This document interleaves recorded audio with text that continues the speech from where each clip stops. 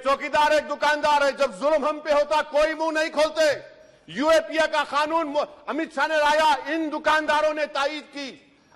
आखिर कब तक दुकानदार और चौकीदार हमारी लाशों पर सियासत? सर हम कंक्लूडिंग, कब तक सियासत करेंगे?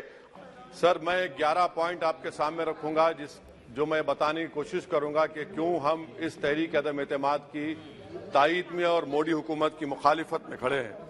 सर हालिया दिनों में हमारे मुल्क में ट्रेन में एक वर्दीपोश दहशतगर्द ने अपने सीनियर मीना साहब का कत्ल करने के बाद ट्रेन के कंपार्टमेंट में जाकर नाम पूछकर, चेहरे पर दाढ़ी देखकर, कपड़े देखकर उनको कत्ल कर दिया।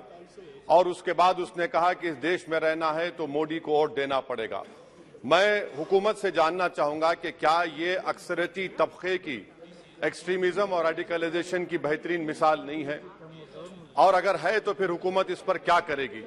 सर हमारे आइन में, संविधान में लिबर्टी ऑफ कॉन्शियस को लिखा गया तमहीद में, यानी जमीर की आजादी का जिक्र किया गया है। मैं हुकूमत से और खास तौर से वजीर आजम से जानना चाहता हूं कि कहां गया इस हुकूमत का जमीर, कॉन्शियस जिसको अंग्रेजी में कहते हैं। जब नूह में 750 इमारतों को बगैर ड्यू प्रोसेस फॉलो किए उनके इमारतों को मुनज़्ज़म कर दिया गया, और इसलिए कि वो मुसलमान थे, पूरे के पूरे इलीगल थे। इसीलिए पंजाब की हाईकोर्ट और हरियाणा की हाईकोर्ट ने कहा कि ये एथनिक क्लेंसिंग है। इसकी एक बेहतरीन मिसाल है उस हुकूमत की। तीसरी है कि इस मुल्क में एक नफरत का माहौल, बल्कि एक आतिश को पैदा कर दिया गया, मुसलमानों के खिलाफ नफरत का माहौल। ये 9 साल का इनका ये कारनामा है। तीसरा सर मणिपुर के ताल्लुक से कल बड़ा लंबा जवाब वजीर दाखिला ने दिया। सर आसाम राइफल के ऊपर केस बुक हो जाता है, एफआईआर हो जाता है। क्या हो रहा है वहां पर? कहां गया आपका कॉन्शियस, कहां गया आपका जमीर जब वहां की महिलाओं की अस्मत रेजी की जा रही है? और आप मुख्यमंत्री को नहीं हटाना चाहते इसलिए क्योंकि वो कोऑपरेट कर रहा है। सर मैं हरियाणा और मणिपुर के वजीर आला के लिए किसी शायर ने अच्छा कहा था कि कुर्सी है तुम्हारा ये जनाजा तो नहीं, कुछ कर नहीं सकते तो उतर क्यों नहीं जाते? आखिर कहां गया? उन ताबूतों में खो गया कि आपका कॉन्शियस, आपका जमीर, जहां पर 50,000 लोग बेघर हो गए, यानी 6 लाख हथियारों को लूटा जा रहा है। आखिर कौन सा आप इंचार्ज वहां पर हैं? सर 14 पॉइंट हिजाब को एक मसला बना दिया गया और मुस्लिम बच्चों को तालीम से महरूम कर दिया गया। क्या ये आपका लिबर्टी ऑफ कॉन्शियंस है? कहां गया आपका जमीर?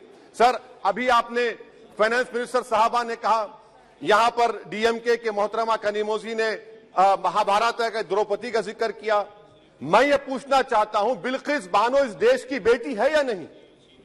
जिस बिल्किस बानो को 11 लोगों ने रेप किया, प्रेग्नेंट थी, उसकी मां का रेप किया, उसकी बेटी को कत्ल कर दिया, उसकी मां का कत्ल कर दिया, आपने कातिलों को रिहा कर दिया। ये आपका कॉन्शियंस है? ये आपका कॉन्शियंस है? आप तो मेजोरिटेरियन पॉलिटिक्स को फरोग दे रहे हैं। सर आज चाइना के ऊपर कोई नहीं बोलते हैं। प्रधानमंत्री मोदी ने उस वक्त 2013 में जब प्रधानमंत्री नहीं थे कहा था कि समस्या बॉर्डर पर नहीं दिल्ली में है। अगर हम अपनी जमीन पर हैं तो डिसएंगेजमेंट क्यों कर रहे हैं?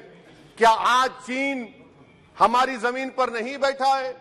क्या आज चीन से आप बातचीत कर रहे हैं? आप डिसएंगेजमेंट कर दिए। बताइए डी एस्केलेशन, डी इंडक्शन कब होगा?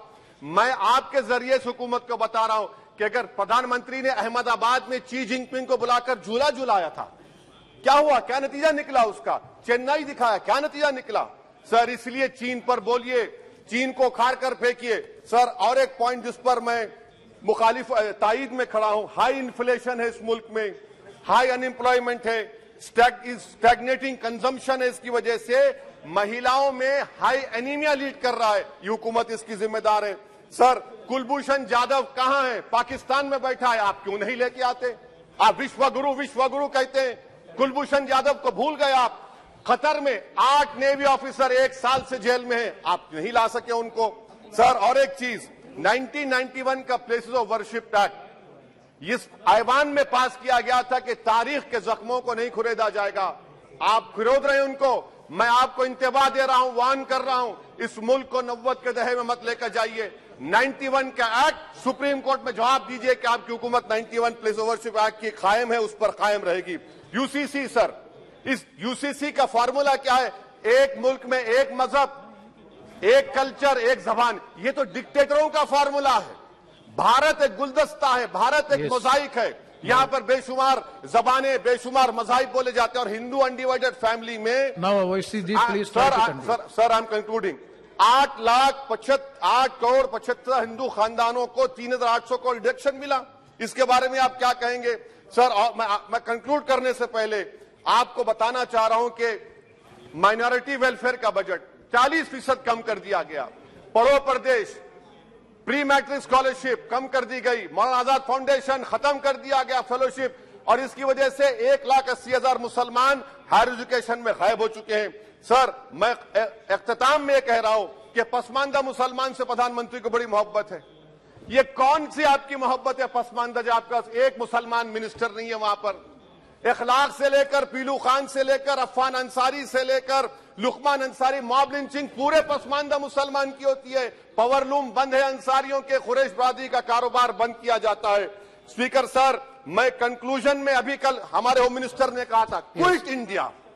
अगर इनको मालूम हो जाए कि क्विट इंडिया का नारा एक मुसलमान ने दिया था तो वो भी नहीं बोलेंगे। वो नहीं मालूम था उनको। उसका मैं कंक्लूड कर रहा हूं, उसका नाम यूसुफ मेहर अली था सर। यूसुफ मेहर अली ने क्विट इंडिया का नारा बनाया, जिसको महात्मा गांधी ने सारे देश में एक पैगाम किया।